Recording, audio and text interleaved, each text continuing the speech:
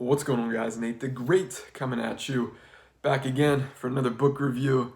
This book took me a little bit to read. I'll be honest with you. It wasn't one of those books I just wanted to skim through really quick.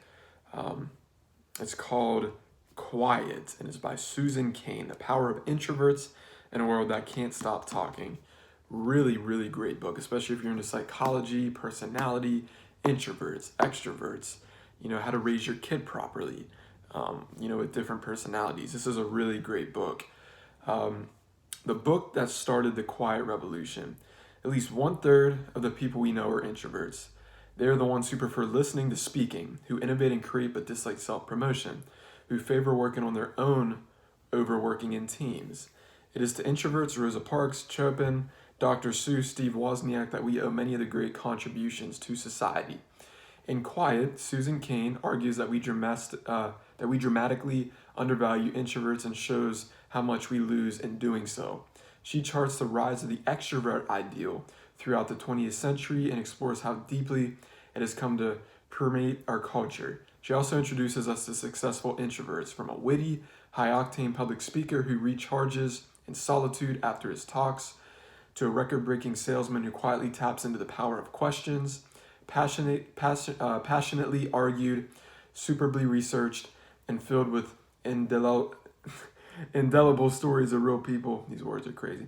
Quiet has the power to permanently change how we see introverts, and equally important, how they see themselves. And, for those of you who want a background on Susan Cain is a co-founder of Quiet Revolution, a company dedicated to unlocking the power of introverts, and the author of Quiet, which is in its 5th year on the New York Times bestseller list. Her writing has appeared in the New York Times, The Atlantic, The Wall Street Journal, and elsewhere, and her TED Talk has been viewed more than 14 million times. Forbes says it's a must-read book. The Wall Street Journal says enlightening, a rich, intelligent book. And Daniel Gilbert, author of Stumbling on Happiness, says a smart, lively book about the value of silence and solitude that makes you want to shout from the rooftops. So really great reviews on this.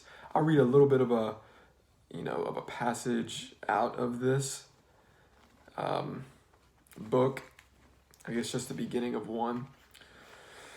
Let me go to a good chapter here that really stands out. So I'll just read like a little thing here. Chapter 7, it's called Why Did Wall Street Crash and Warren Buffett Prosper? How Introverts and Extroverts Think and Process Dopamine Differently. So I'll just read a couple paragraphs. So just after 7:30 a.m. on December 11th of 2008, the year of the great stock market crash, Dr. Janice Dorn's phone rang. The markets had opened on the East Coast to another session of carnage. Housing prices were plummeting, credit markets were frozen, and GM teetered on the brink of bankruptcy. Dorn took the call from her bedroom, as she often does, wearing a headset and perched atop her given duvet. The room was decorated sparely. The most colorful thing in it was Dorn herself, who, with her flowing red hair, ivory skin, and trim frame, looks like a mature version of Lady Godiva. Dorn has a PhD in neuroscience with a specialty in brain anatomy. She's also an MD trained in psychiatry, an active trader in the gold futures market, and a financial psychiatrist who has counseled an estimated 600 traders. Hi, Janice, said the caller that morning, a confident-sounding man named Alan. Do you have time to talk? Dr. Dorn did not have time, a day trader who prides herself on being in and out of trading positions every half hour. She was eager to start trading, but Dorn heard a desperate note in Alan's voice. She agreed to take the call. Alan was a 60-year-old Midwestern who struck Dorn as a salt-of-the-earth type, hardworking and loyal. He had the jovial as an assertive manner of an extrovert, and he maintained his good cheer despite the story of disaster he proceeded to tell. Alan and his wife had worked all their lives and managed to sock away $1 million for retirement. But 4 months earlier, he'd gotten the idea that, despite having no experience in the markets, he should buy $100,000 worth of GM stock, based on reports that the U.S. government might bail out into the auto industry. He was convinced it was a no-lose investment. After his trade went through, the media reported that the bailout might not happen after all. The market sold off GM and the stock price fell, but Alan imagined the thrill of winning big. It felt so real he could taste it. He held firm, the stock fell again and again and kept dropping until finally Alan decided to sell at a big loss. So that right there is just a little bit of, a story from the book.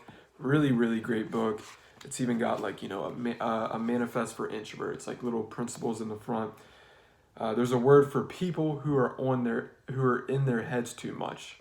They're called thinkers, right? So highly recommend this. Really, really recommend this book. One of my most favorite books. I honestly want to get, that's Susan right there. Really want to get Susan on the podcast. So who knows, one of these days you might see Susan Cain on the Roots of Success podcast. Stay tuned. But anyways, guys, hope you enjoyed this book review. Stay tuned in the next one. Let's get it.